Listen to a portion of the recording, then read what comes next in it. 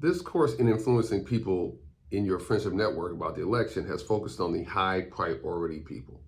People who are left-leaning but may not vote, and people who are committed to voting but are undecided. This particular lesson is about medium priority people and how you might interact with them.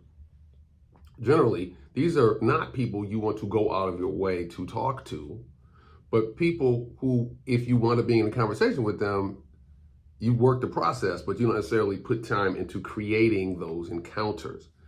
I would say the medium priority people are people who are right-leaning, but shaky about voting. Now, you know people like that. These are your friends. I wouldn't make a big deal to try to go and talk to them, but if you wind up talking to them, you can still use this process in a way that's productive.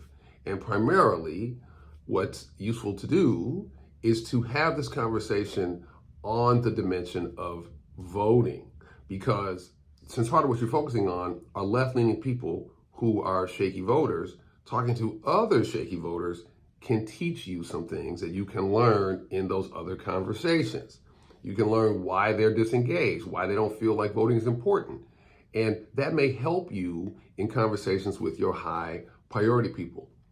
The point is to use these opportunities that you didn't create, but that come up as a chance to learn something and to practice these methods. Now, I would remind you that talking to them in a way that's non-condescending, in a way that's about listening, is only going to strengthen your ties with others, which is not a bad thing anyway.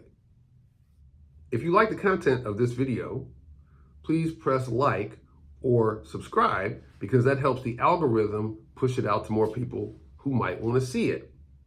Anything you do in support, whether it's a like or a subscribe or a share or even a small financial contribution to this self-funded project, is helpful in making sure we can continue this important work of spreading compassion for the sake of democracy.